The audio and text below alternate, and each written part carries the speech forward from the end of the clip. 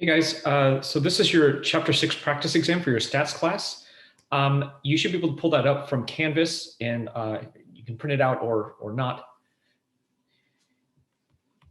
And let me show you what it looks like. So this is the practice test that I'm referring to right here. You can download it as a PDF if you want to and print it out, or you can just keep it open, is fine. So let me share with you my other camera. So I'm assuming you have that pulled up in front of you right now. We're going to start with problem number 1.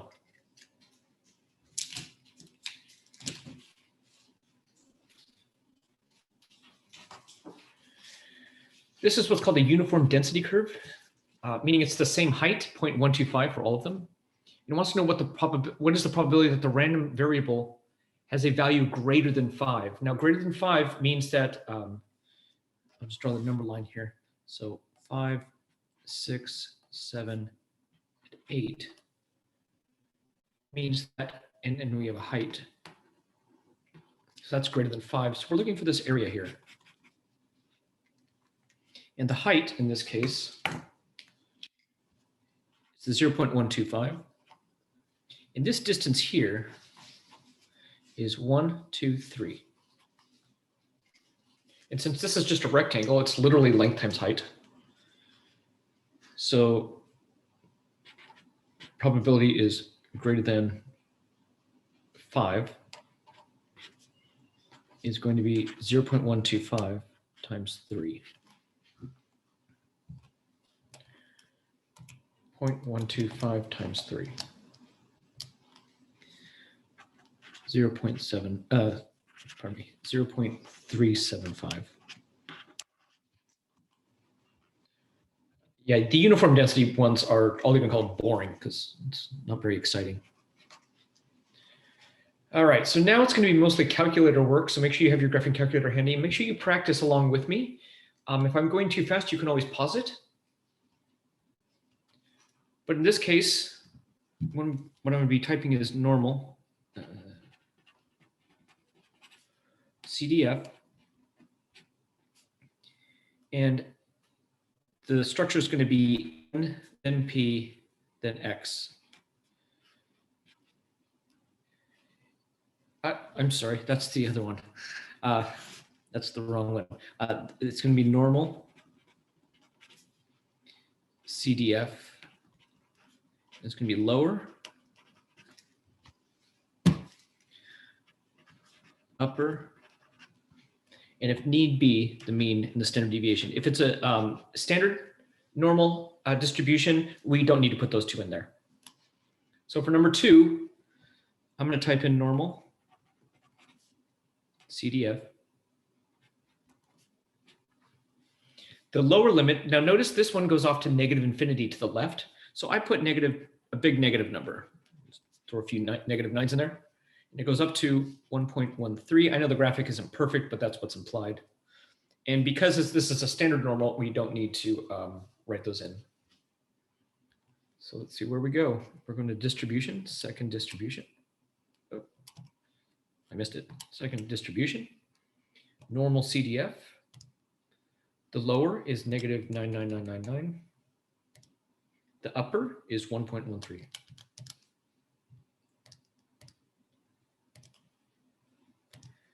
There we are. It doesn't say, so I'm going to round it to 4 decimal places. 0.8708 if I round it off properly.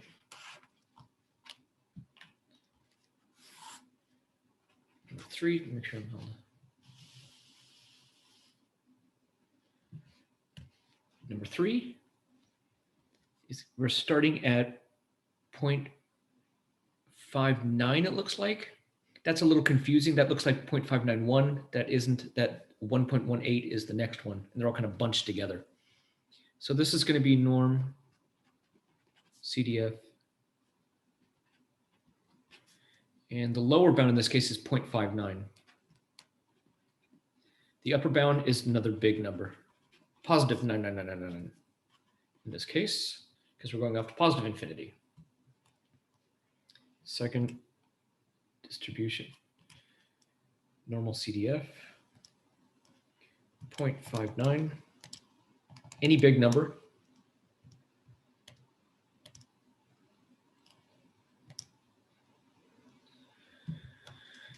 We get 0.2776 if I round it off appropriately. Next up for number 4. Here we're going from, so this is again normal, CDF, negative 1.17 to positive 1.17.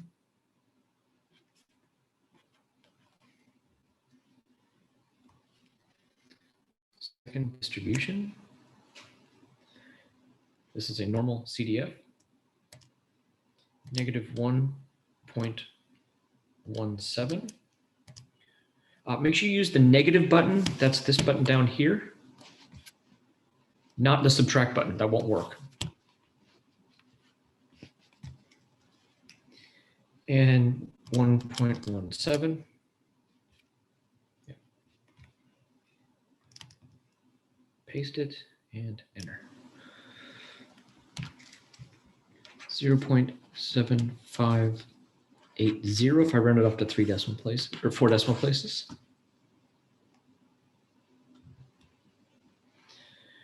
So now for number 5, we're going in the other direction.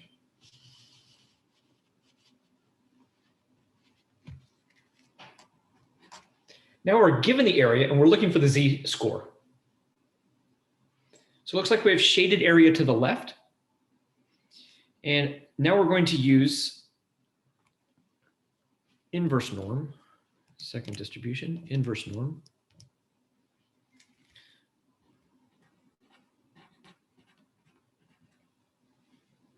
And again, the format of this is always going to be area to the left. If it's not area to the left, we got to do the 1 minus. But for this first one, it is.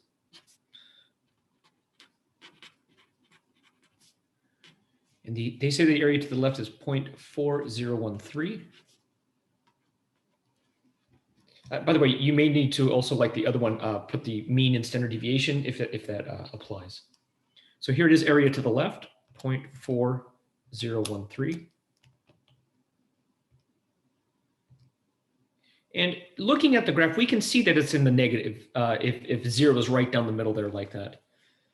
So negative 0.25, I guess, is what that's going to be. If I round it off 4 decimal places, everything jumps up, I guess, 0, 0, if I wanted to be proper about it.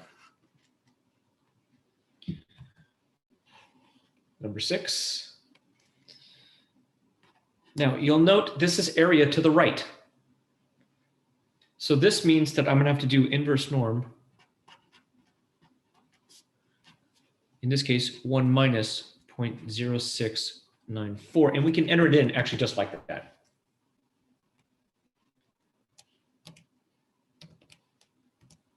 So I can go directly in here, 1 minus 0.0694.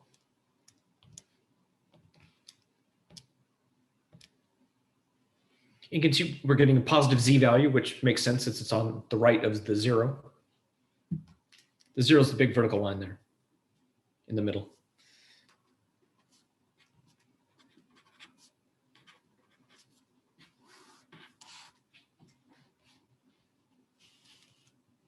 Okay, we're good. Nice. Number 7. So we can see this area is bigger than 0.5, which would be just from the midpoint all the way to the right or whatever. And notice this is area to the right. We need area to the left, so we're going to have to do a 1 minus. And I'm expecting my z value to be negative in this case.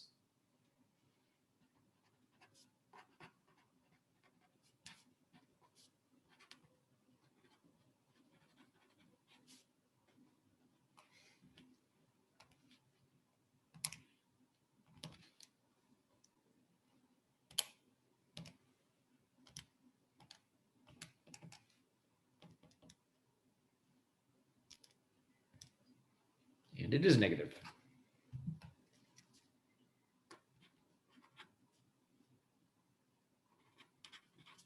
If I run this off properly, I'm there.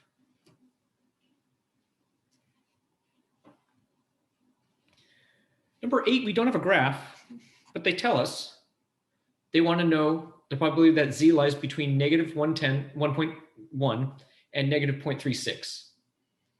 So we are now back to normal CDF, because now we're looking for an area. So again, the lower bound is negative 1.1. The upper bound is negative 0.36.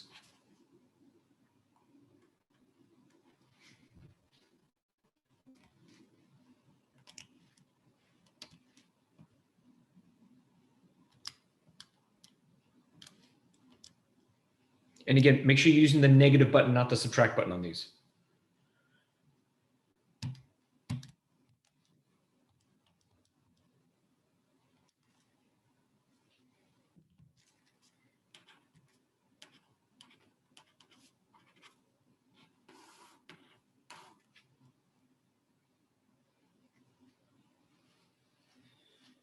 So 9, they want z bigger than 0.59. So here's what they mean by that.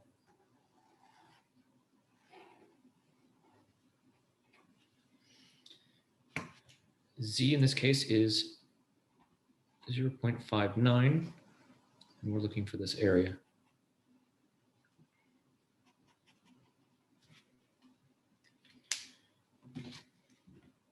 So you can see the lower is the 0.59.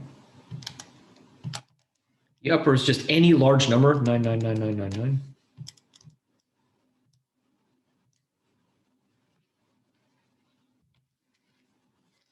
So our P of Z is bigger than 0.59.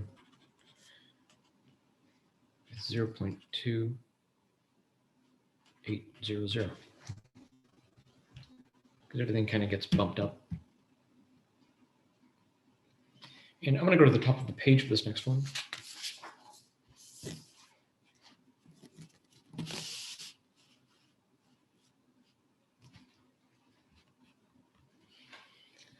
All right.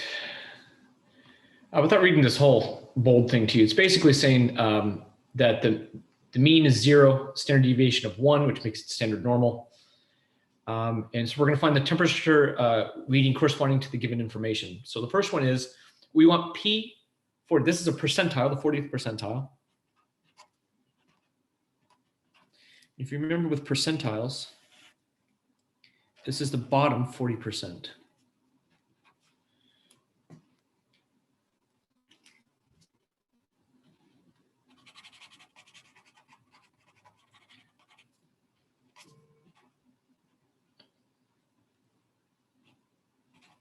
.40. Now, again, we want area to the left, which works well for us. And we're going to be using inverse norm. So when you're given the area, you're going to, and you're looking for a z value in this case, essentially, you're going to use inverse norm. When you're given a z value and you want to find the area, then you're using normal CDF. It's easy to mix those up.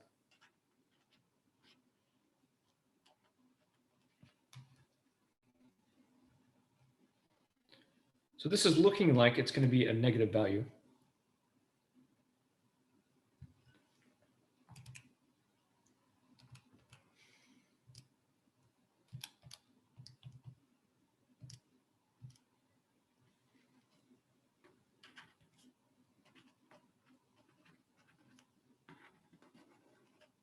So this is degrees.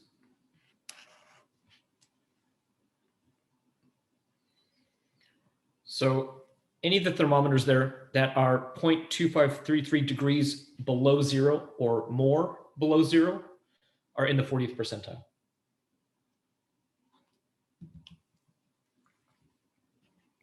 (11) If 9% of the thermometers are rejected because they have readings that are too high, but all of the thermometers are acceptable, find the temperature that separates the rejected thermometers from the other. So this is too high, so this is going to look like this.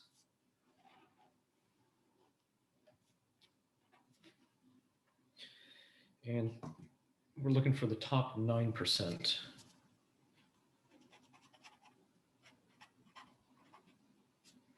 Ooh, 0.09, pardon me.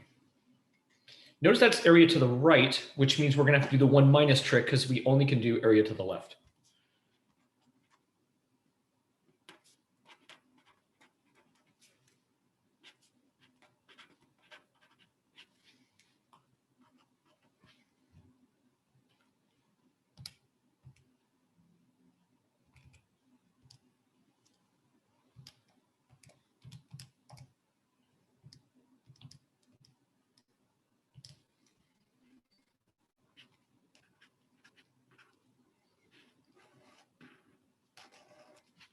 So in the thermometers that are 1.34 or higher are in the top 9%.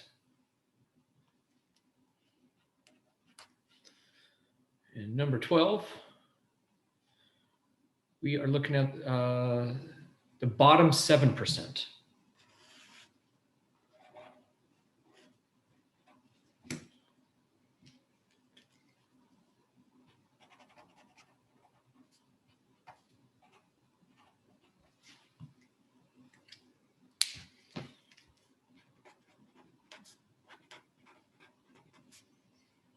Now notice we don't have to do the 1 minus because this is area to the left. Yay.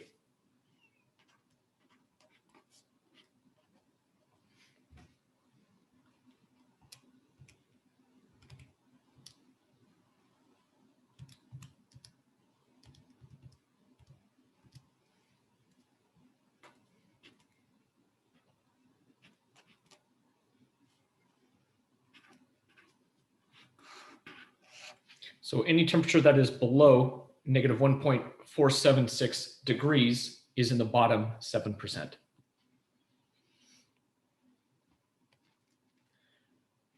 Let's adjust our.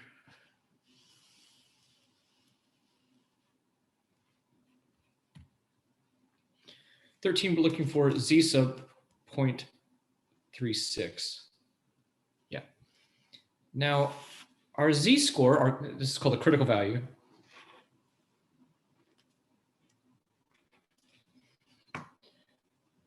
Specifically means this area here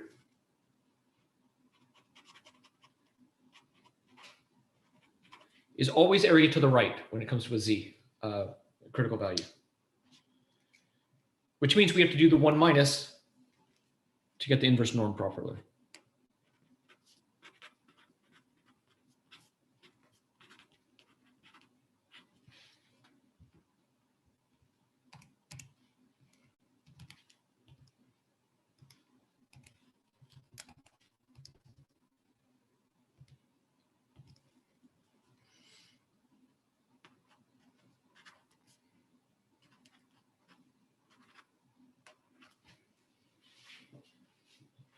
Now, if you round that off to 2 decimal places, that actually is 0.36. That is a total coincidence that that happens to match that. There's no connection there, so please don't, in your brains, make some sort of whatever that is going to be the answer. That's not true. All right, number 14.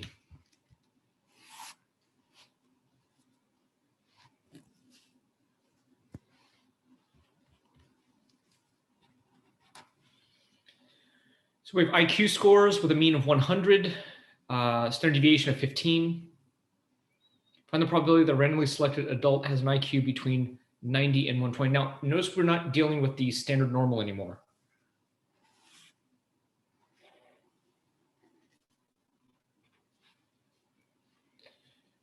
And we are, oops, I'm sorry, that's 100. And we have a standard deviation of 15. And they want to know the probability of someone having a score between 90 and 120. So here's how we do this.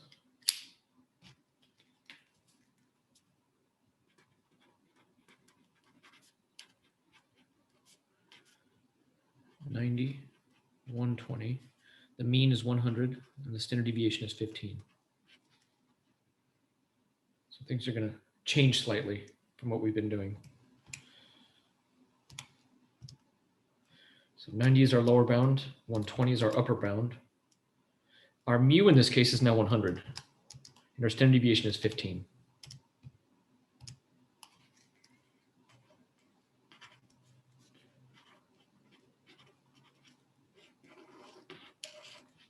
So there's about a 65, 66% chance that we would randomly select someone with IQ between 90 and 120. Number 15, the same idea, except they want to know the IQ score. So now we're going to do inverse norm, separating the top 14% from the others. We're doing on space. We're good. All right. So in this case,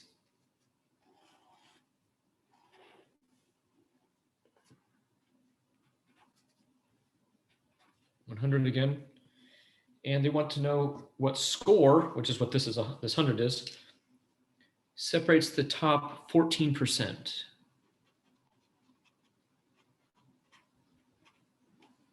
So now we're given an area, and now we need to find the score. So this is going to be inverse norm. And this is going to be 1 minus 0.14, comma, mean and standard deviation again. So because we're not the standard normal, we have to put in the mean and the standard deviation. Or convert, well, actually we can. So this is how we have to do it. So here's going to be 1 minus 0.14. The mean is 100. Standard deviation is 15.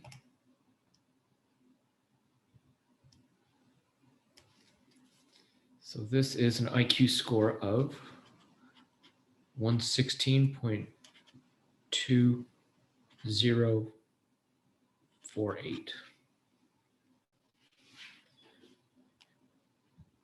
Meaning the people that have IQ scores of 116 and higher are in the top 14%. All right, next up, number 16. All right.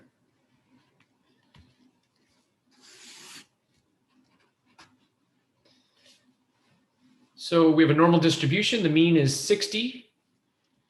Mean is 60.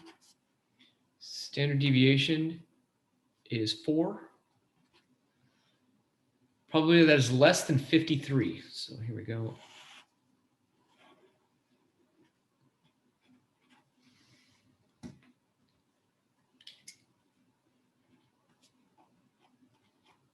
So here we're given this and we're looking for the area. So now we're back to norm CDF.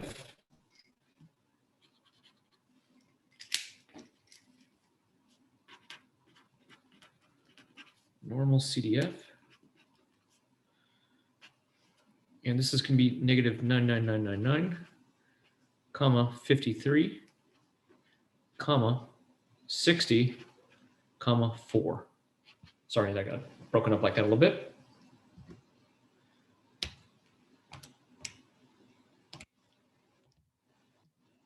So negative 99999, even though what was there is even a smaller negative number. The upper is the 53. The mean in this case is 60. Standard deviation is 4.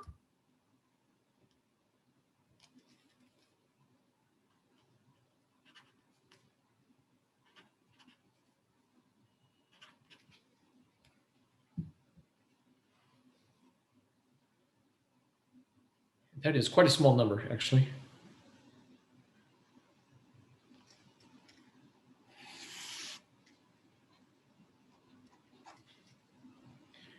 '17, we have a mean of 137. Standard deviation of 5.3. And we are going to be between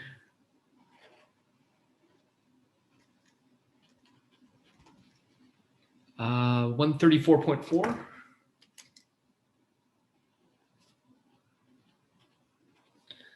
and 140.1.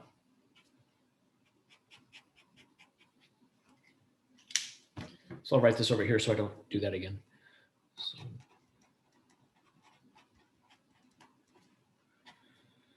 In this case, we're starting at 134.4. We're going up to 140.1. The mean is 137. Standard deviation is 5.3.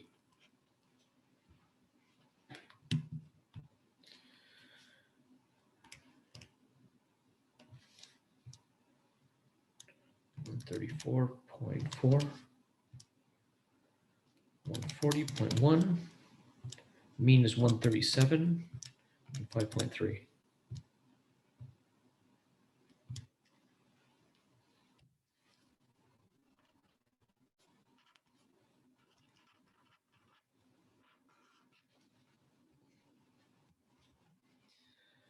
All right, that is up to 17. Starting on a new piece of paper for number 18.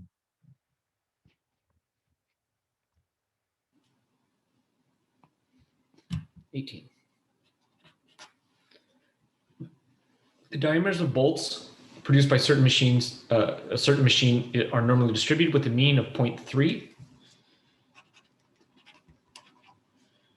inches and standard deviation of 0.01 inches. What percentage of bolts will have a diameter greater than 0.32 inches?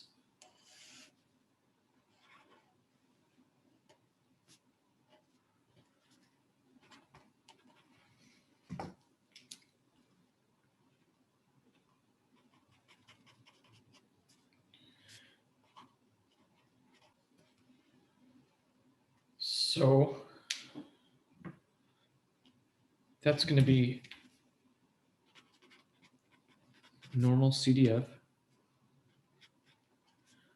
of 0.32, bunch of nines, 0.3, and 0.01. I'm guessing that's going to be a very small number. I certainly could be wrong. So the lower is 0.32. The upper, just a big number. The mean is 0.3 and standard deviation is 0.01.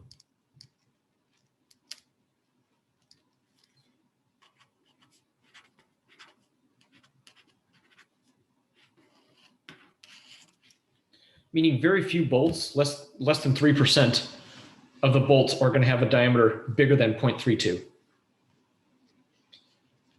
And when it comes to bolts, they need to be pretty precise. Otherwise things start to not fit. 19, a bank loans officer rates applicants for credit. The ratings are normally distributed with a mean of 200 and a standard deviation of 50. If an applicant is randomly selected, find the probability of a rating that is between 200 and 275. Now, you don't necessarily have to draw the picture every time. I like doing it. Having that visual is very helpful, I think, not just for me, but for you. And they want to know how many are between 200 and 275. So we're right at the middle there, and then 275.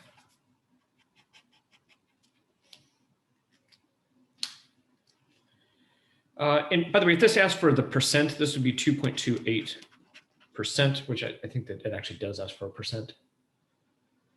If it says probability, then it wants the decimal. If it says percent, then it wants to move the decimal twice.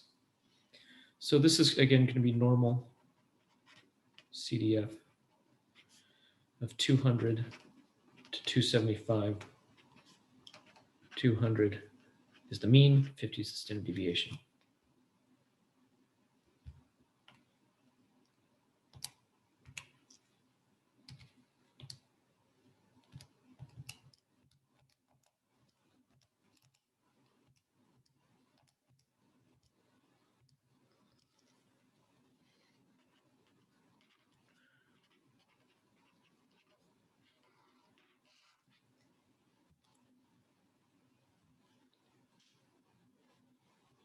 And once you do enough of these, you start seeing the rhythm of them. So this next one's almost the same, just different numbers. The incomes of trainees at a local mill are normally distributed with a mean of $1,100 and a standard deviation of $150. What percentage of trainees earned less than $900 a month? So we have a mean of 1,100 Standard deviation of 150.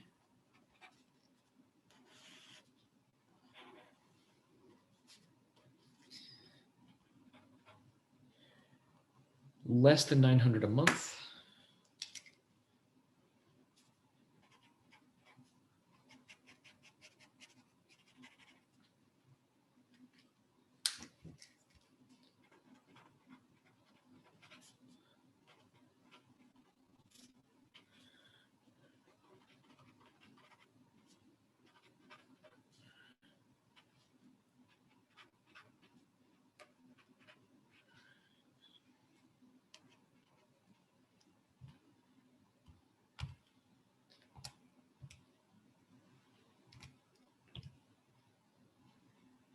And make it a big number this time because 900 is the boundary. So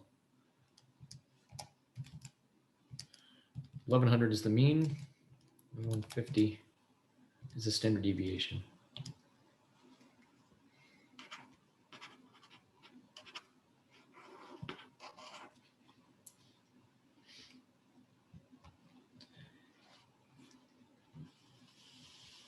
All right.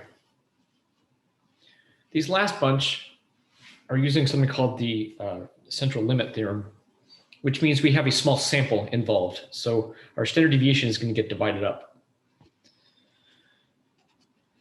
21. The scores on a certain test are normally distributed with a mean score of 60, standard deviation of 5. What is the probability that a sample of 90 students will have a mean score of at least 60.527? Okay. So our mean is 60. Our standard deviation is 5. And n in this case is 90.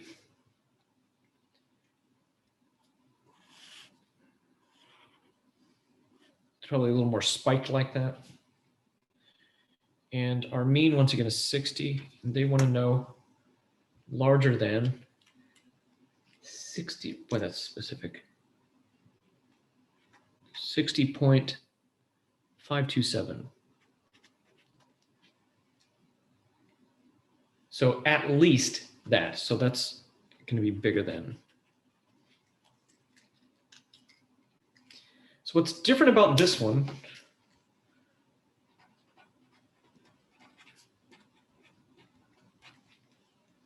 is our lower bound is the 60.527. The upper bound is just some large number. The mean is 60. Now here's where it gets tricky. The standard deviation is 5 divided by the square root of 90. So our standard deviation changes when we have a small sample. And you can check out the lecture notes as to why that is. But whenever they give a small sample with it, you got to remember that's the central limit theorem.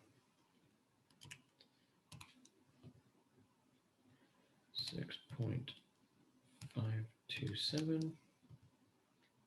Big upper number. 99999. Mean is 60, but the standard deviation is 5 divided by the square root of 90. And you'll notice I can just type all that in there like that, just directly into the standard deviation like that.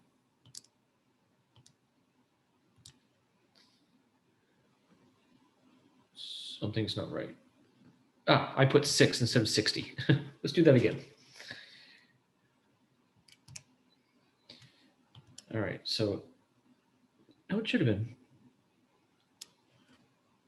No, it should have been 60. I wrote 6 there. It should be 60.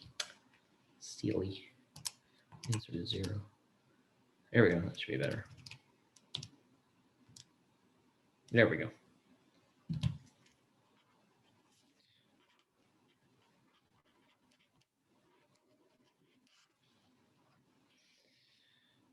Let's see how we're doing on space here. Let's scooch that up. So suppose we've replacement times for washing machines are normally distributed with a mean of 9.3 years. Standard deviation is 1.1 year. Excuse me. N equals 70. And our graph is going to look like this. Ooh, they're getting worse and worse, it looks like. 9.3. And we want to know less than 9.1 years. So 9.1.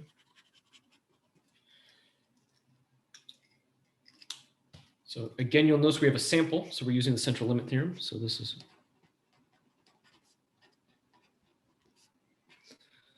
our lower bound is negative 99999 up to 9.1. Our mean is 9.3, and our standard deviation is 1.1 divided by root 70.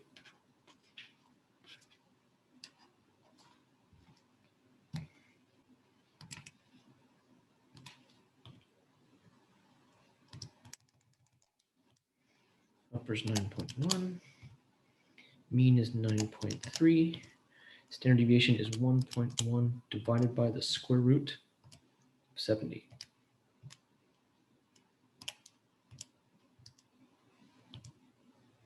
There we go.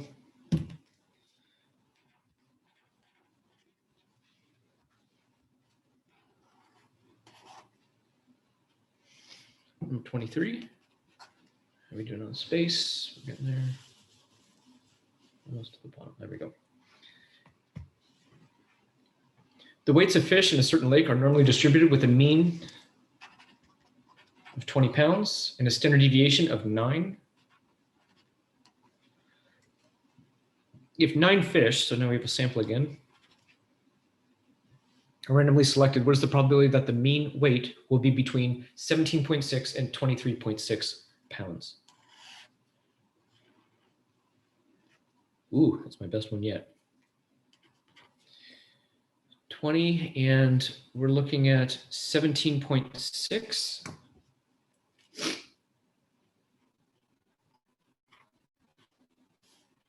And 23.6.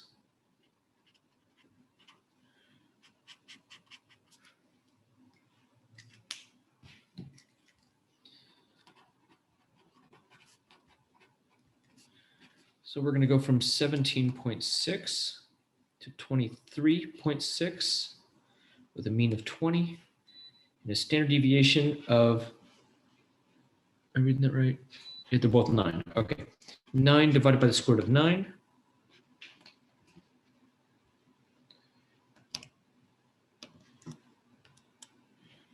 Seventeen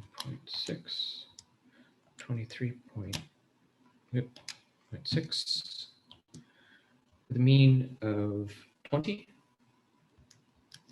Standard deviation of 9 divided by the square root of 9. This one you could have done in your head because we all know the square root of 9.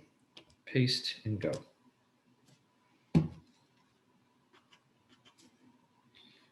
Zero 0.6731.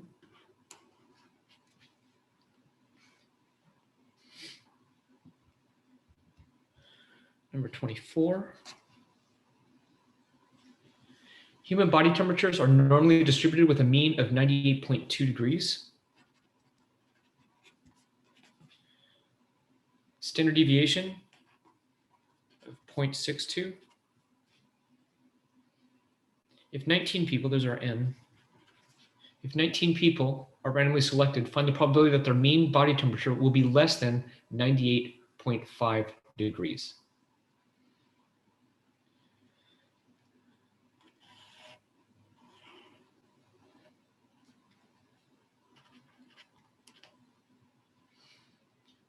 Will be less than 98.5 degrees. So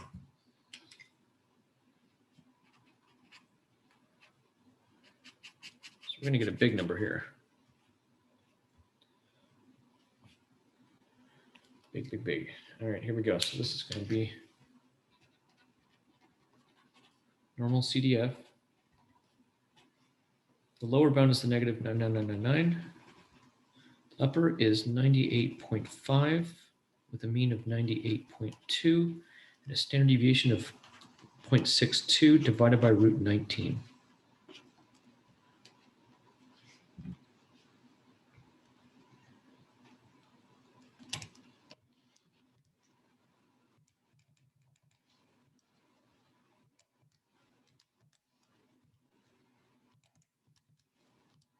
And here we have 0.62 divided by the square root of 19.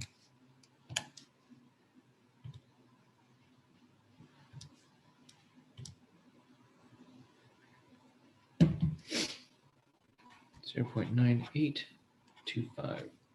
And as you can see, that's well over 50%. That's a lot of the temperatures, meaning most people's mean temperature is going to be less than 98.5 degrees. So the 98.6 degree thing is not quite accurate.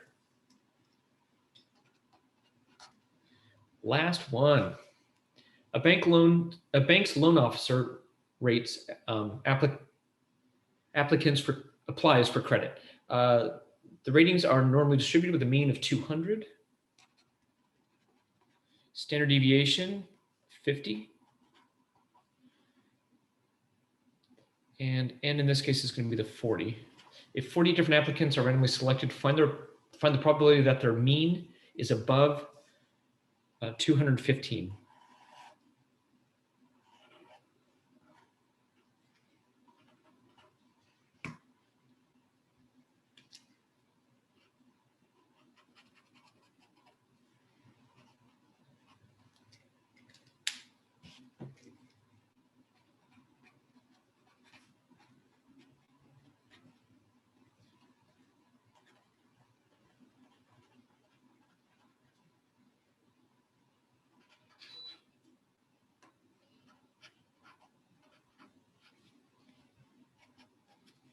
Right down to the bottom of the page.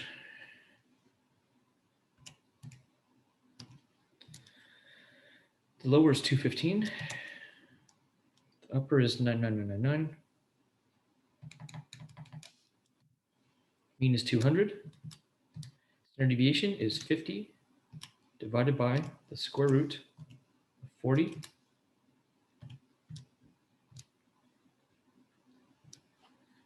There we are.